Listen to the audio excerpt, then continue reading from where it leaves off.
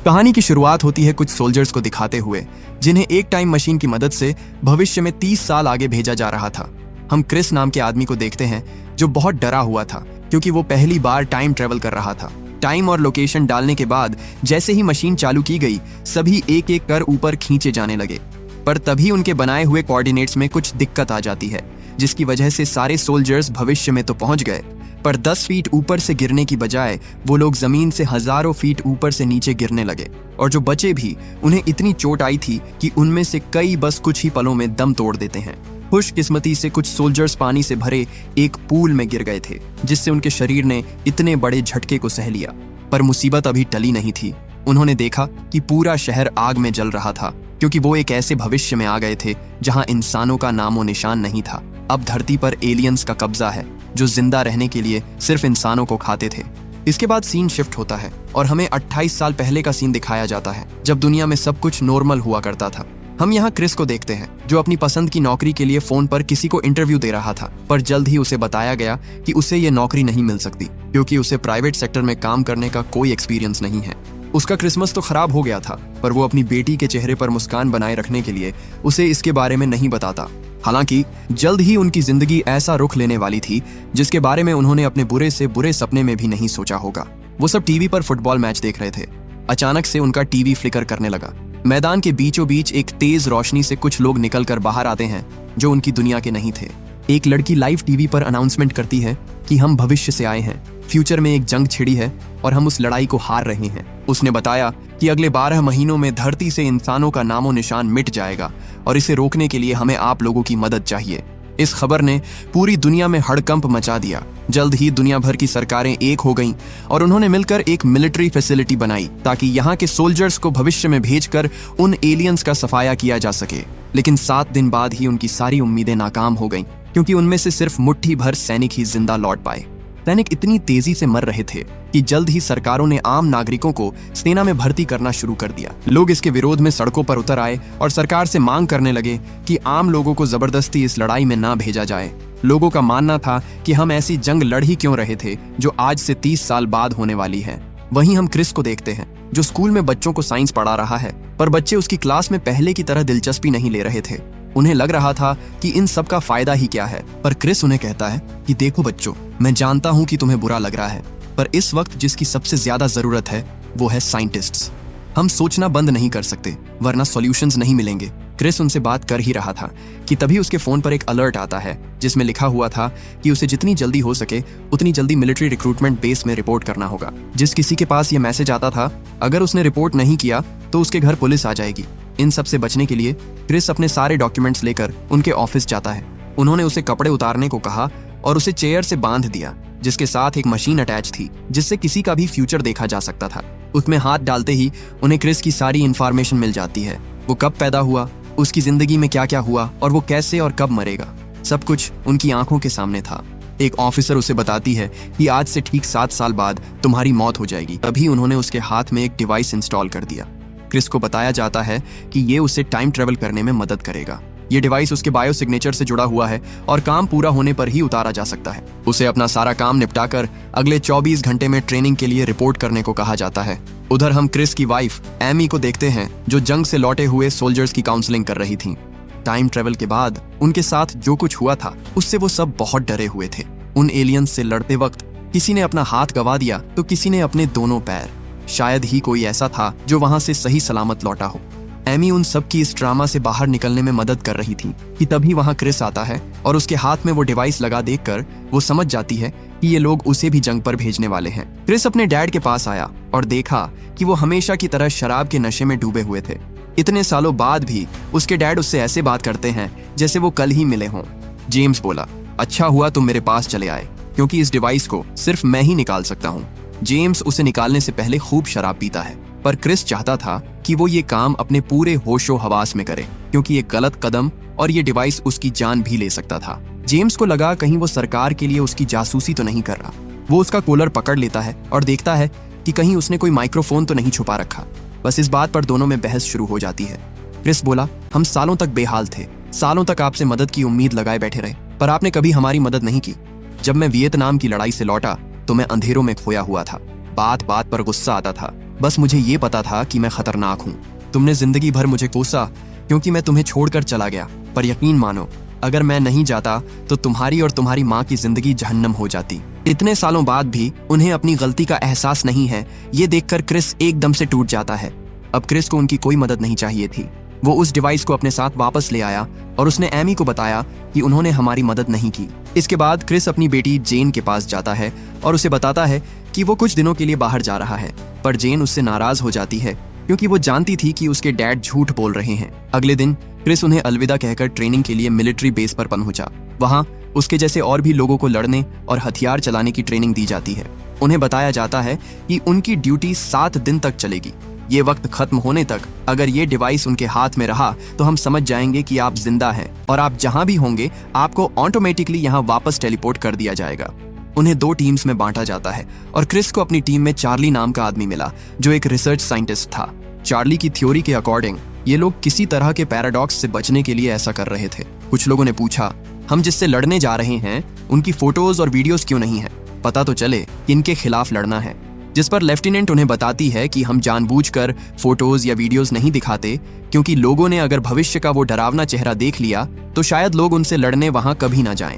रात में वो सब सोने की तैयारी कर ही रहे थे कि तभी वहां जोर जोर से सायरन बजने लगते हैं।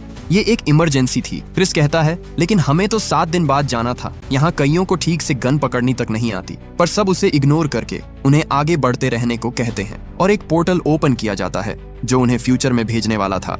टाइम और लोकेशन डालने के बाद जैसे ही मशीन चालू की गई सभी एक एक कर ऊपर खींचे जाने लगे। हमेशा की तरह उन्हें जमीन से 10 फीट ऊपर से गिरना था, पर तभी उनके बनाए हुए कोऑर्डिनेट्स में कुछ दिक्कत आ जाती है जिसकी वजह से सारे सोल्जर्स भविष्य में तो पहुंच गए, पर 10 फीट ऊपर से गिरने की बजाय वो लोग जमीन से हजारों फीट ऊपर से नीचे गिरने लगे। ज्यादातर सोल्जर्स इस टाइम जंप को सरवाइव नहीं कर पाते। किसी का सर फूट जाता है तो किसी की रीढ़ की हड्डी टूट जाती है और जो बचे भी उन्हें इतनी चोट आई थी कि उनमें से कई बस कुछ ही पलों में दम तोड़ देते हैं। खुशकिस्मती से कुछ सोल्जर्स पानी से भरे एक पूल में गिर गए थे जिससे उनके शरीर ने इतने बड़े झटके को सह लिया। क्रिस भी उन लोगों में से एक था जो इस भयानक हादसे में बच गया। जब उसने होश संभाला तो पाया कि कुछ मुट्ठी भर लोग ही बचे हैं। अपनी आंखों के सामने का मंजर देखकर उनकी तो एक बार के लिए रूह कांप गई। पूरा शहर जल रहा था और हर तरफ बस एलियंस ही नजर आ रहे थे, पर तभी क्रिस को किसी की आवाज सुनाई देती है। कर्नल उन्हें बताती है कि व्हाइट स्पाइक्स ने पूरे शहर पर ही कब्जा कर लिया है, इसलिए हमें इस जगह को उड़ाना होगा। क्रिस के पास मिलिट्री का एक्सपीरियंस था, इसीलिए वो उन लोगों को लीड करता है और वो सब आगे बढ़ने लगते हैं। रास्ते में उन्हें कुछ सोल्जर्स की डेड बॉडीज मिलती है जिनके हथियार उठाकर उन्होंने अपने पास रख लिए। इसके बाद वो उस बिल्डिंग में जाते हैं जहां वो रिसर्च टीम थी। उन्हें वहां एक एलियन मिला जो मर चुका था। आखिर में उन्हें रिसर्च टीम मिल गई, पर अफसोस उनमें से कोई जिंदा नहीं बचा था। कर्नल उन्हें बताती है कि अगर उन्होंने लाश छोड़ी है तो वो वापस आते ही होंगे। तुम्हें जितनी जल्दी हो सके उतनी जल्दी से वहां से निकलना होगा। इसके बाद क्रिस जल्दी से बायोमेडिकल फ्रीजर के पास गया और वहां से उसने कुछ केमिकल्स उठा लिए जो उन एलियंस को खत्म करने के लिए जरूरी थे। वहीं कर्नल क्रिस को बाहर निकलने के लिए गाइड कर रही थी, पर तभी उनकी दूसरी यूनाइट ने देखा कि कुछ एलियंस उन्हीं की ओर आ रहे हैं। जिसके बाद वो जल्दी से सीढ़ियों से होते हुए नीचे जाने लगते हैं, पर जैसे ही चार्ली ऊपर की ओर देखता है उसे छत पर दर्जनों एलियंस दिखाई दिए जो उन पर घात लगाए बैठे थे। इससे पहले वो कुछ समझ पाते उन एलियंस ने उन पर हमला कर दिया और एक एक को बेरहमी से मार डाला। बचे हुए लोग उस पर लगातार फायरिंग करते हैं, पर उस एलियन की चमड़ी लोहे की ढाल से भी ज्यादा मजबूत थी। ऊपर से वो अपने टेंटिकल्स से धारदार स्पाइक्स भी छोड़ते थे जिससे उनसे लड़ना और मुश्किल हो गया। क्रिस ने उस पर जमकर फायरिंग की, पर जल्दी ही उसकी सारी गोलियां खत्म हो जाती हैं। कुछ और ना पाकर उसने पास में रखी हुई कुल्हाड़ी उठाई और उस एलियन पर चला दी, पर अफसोस यहाँ भी उसका निशाना चूक जाता है। अब इससे पहले वो एलियन उसे कच्चा चबा जाता, एक सोल्जर अपनी जान की परवाह किए बिना बीच में कूद पड़ा और उसे बचा लिया। कर्नल कहती है कि रेस्क्यू टीम बस पहुंचने ही वाली है, पर तब तक तुम लाल धुएं वाले इलाकों से दूर ही रहना। लेकिन वो सब इतने डरे हुए थे कि उसके इंस्ट्रक्शंस ठीक से सुन नहीं पाते और गलती से उसी ओर जाने लगते हैं।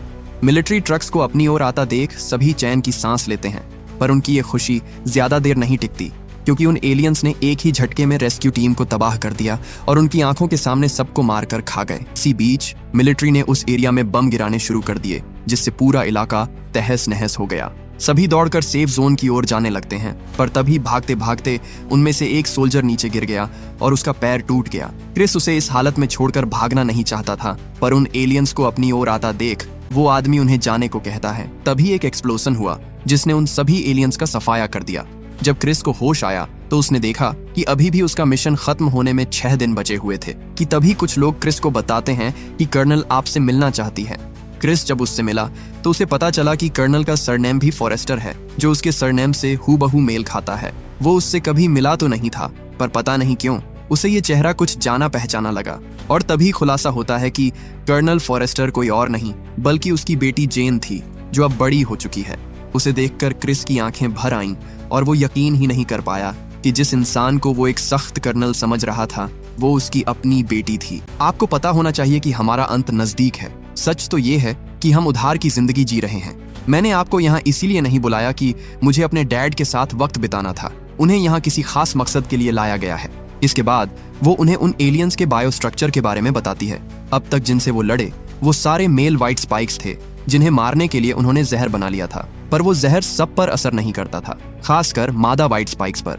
उसे मारने के लिए उन्हें सबसे पहले उसे पकड़ना होगा। रास्ते में क्रिस देखता है कि वो एलियंस धरती पर मौजूद हर एक जिंदा चीज को खा रहे थे। वो कहता है, जब उन्होंने मेरे हाथ में ये डिवाइस लगाया तो मुझे बताया गया था कि मैं 7 साल में मर जाऊंगा। क्रिस जानना चाहता था कि उसके मरने से पहले क्या हुआ था, पर वो बोली, डैड, उस बारे में बात नहीं करे तो बेहतर होगा।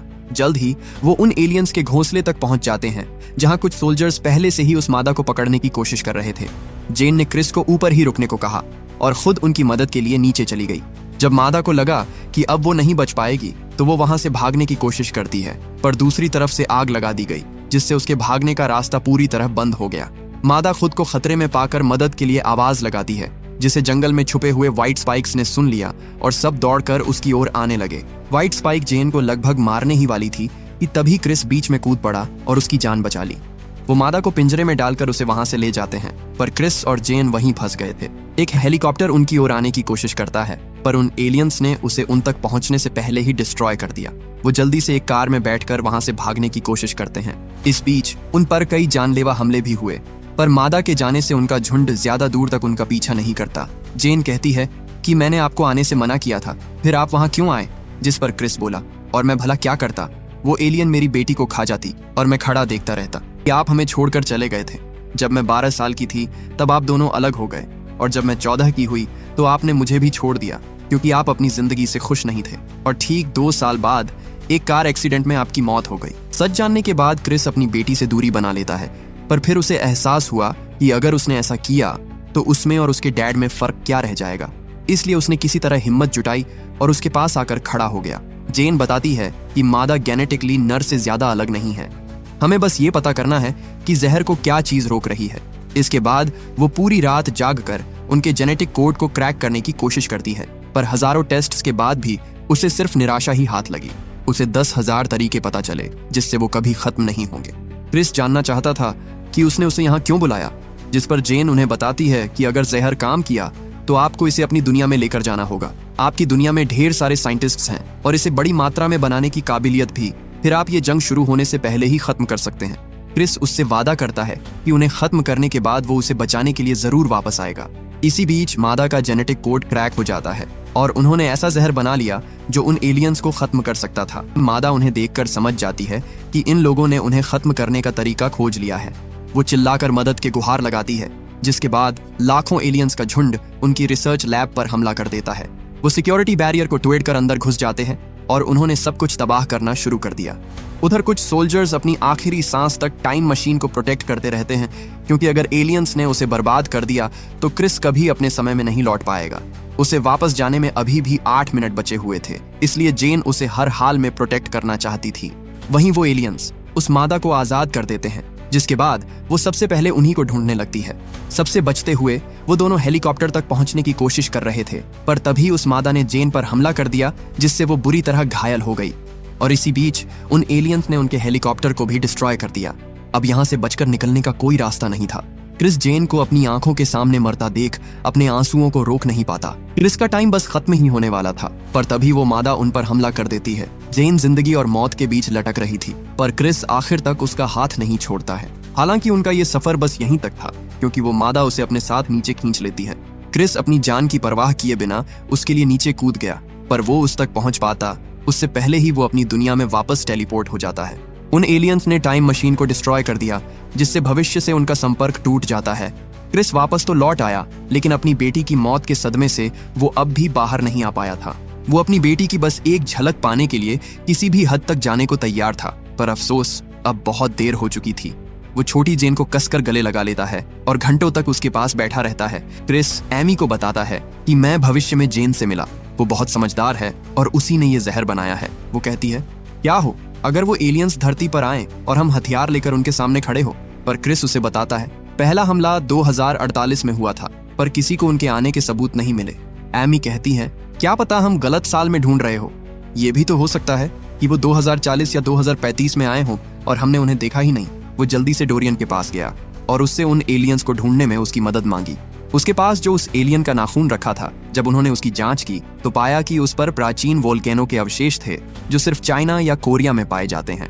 क्रिस किसी को जानता था जो उन्हें इसके बारे में और बता सके। वो अपने एक स्टूडेंट के पास जाता है जो वोल्केनो और जियोलॉजी का एक्सपर्ट था। वो उन्हें बताता है कि ये अवशेष अभी के नहीं हैं। धरती पर हजारों साल पहले एक ज्वालामुखी फटा था, जिससे निकलने वाली राख ने पूरी धरती को कवर कर लिया था। वो उन्हें एक ग्लेशियर दिखाता है जहां साइंटिस्ट्स को बर्फ में उस वोल्केनो की राख के कुछ अवशेष मिले थे। क्रिस को पता चला कि ये ग्लेशियर 2048 तक ग्लोबल वार्मिंग की वजह से पूरा पिघल जाएगा। इसका मतलब वो एलियंस अर्थ पर बाद में नहीं आए, बल्कि वो इंसानों से पहले ही इस धरती पर मौजूद थे। और जब ग्लेशियर पिघला तो वो सब बाहर आ गए, इसीलिए उन्हें शिप टकराने के सबूत नहीं मिले। वो मदद के लिए सरकार के पास जाते हैं, पर डिफेंस मिनिस्टर ने उन्हें वहां जाने के लिए प्लेन देने से मना कर दिया। हर तरफ दंगे हो रहे थे, जिस वजह से इंटरनेशनल बॉर्डर्स को भी बंद कर दिया गया। अब उन्हें किसी ऐसे की जरूरत थी जो उन्हें इल्लीगली बॉर्डर पार करवा सके। खुशकिस्मती से क्रिस के डैड को जहाज उड़ाना आता था, और इस बार क्रिस उनसे मदद मांगने से पहले एक बार भी नहीं हिचकिचाता, क्योंकि उसे एहसास हो गया था कि वो गलत नहीं थे। वो बस कभी उन्हें समझ नहीं पाया। उन्होंने उन एलियंस को खत्म करने के लिए काफी सारा जहर तैयार कर लिया था। वो सब उन्हें ढूंढना शुरू करते हैं और घंटों तक खून जमा देने वाली ठंड में कोना कोना खंगालने के बाद आखिर में वो एक ऐसी जगह पहुंच गए जहां उनके सारे इलेक्ट्रिक डिवाइस काम करना बंद कर देते हैं। वो समझ गए कि जिसकी उन्हें तलाश है वो यहीं है। जिसके बाद उन्होंने वहां ढेर सारे एक्सप्लोसिव्स लगाकर एक जोरदार धमाका किया, जिससे बर्फ में कई फीट गहरी दरार बन गई। उसमें से होते हुए वो सब नीचे आते हैं और देखते हैं कि वहां तो एक स्पेसशिप छुपा हुआ था। अंदर उन्हें कुछ एलियंस की डेड बॉडीज मिली, जो शायद किसी और प्लेनेट से आए थे।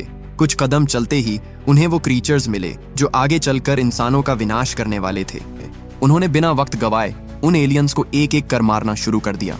जेन का बनाया हुआ जहर बखूबी काम कर रहा था, पर उनके चिल्लाने की आवाज सुनकर मादा अपनी गहरी नींद से जाग जाती है। जेम्स उन पर फायर करता है, पर इसी बीच चार्ली की बंदूक ठंड की वजह से जाम हो गई। हालांकि उसके पास हथियारों की कमी नहीं थी, वो एक चेनसॉ से उन एलियंस के टुकड़े कर देता है। उधर डोरियन ने देखा कि नीचे तो उन क्रीचर्स की पूरी कॉलोनी थी। उन्हें एक एक कर मारना आसान नहीं था, पर तभी वो सारे एलियन बड़ी तादाद में बाहर निकलने लगे। जिसके बाद डोरियन ने खुद को सैक्रिफाइस करते हुए उस बॉम्ब को डेटोनेट कर दिया और एक जोरदार धमाके के साथ वो सारे एलियंस मारे गए। जेम्स ने बताया, उन्होंने सबको खत्म कर दिया है, बस एक बचकर भाग निकला। बदकिस्मती से वो भागा हुआ एलियन मादा थी। उन्होंने उसका काफी दूर तक पीछा किया और आखिर में उसे ढूंढ निकाला। मादा जेम्स को अकेला पाकर उस पर हमला कर देती है। वो जेम्स को मारने ही वाली थी कि तभी क्रिस अपनी स्नो बाइक से उसे जोर की टक्कर मारता है, जिससे वो मादा कई फीट दूर जा गिरी। उन्होंने उस पर लगातार फायरिंग की और उसे धकेलते हुए ग्लेशियर के छोर पर ले गए, जिसके आगे हजारों फीट गहरी खाई थी। मादा ने उन पर फिर से अटैक किया और इस बार दोनों को उठकर दूर फेंक दिया। वो क्रिस को अपने स्पाइक्स से घायल कर देती है, पर उसने वही स्पाइक निकालकर उसके मुंह में घुसा दिया, जिससे वो बुरी तरह घायल हो गई।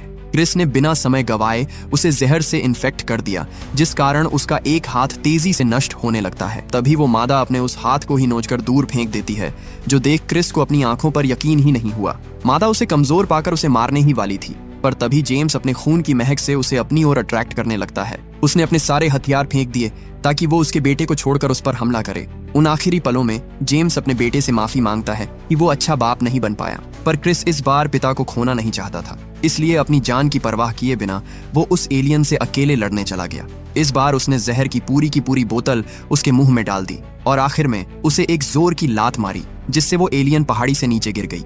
एक चट्टान से टकराकर उसके शरीर के टुकड़े हो जाते हैं।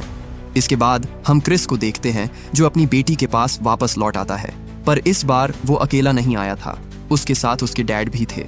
उन लोगों ने जो काम किया उसका सारा क्रेडिट सरकार ले लेती है। डिफेंस मिनिस्टर प्रेस को बताता है कि उसने ही अपने बहादुर सैनिकों को भेजकर उन एलियंस को खत्म करवाया।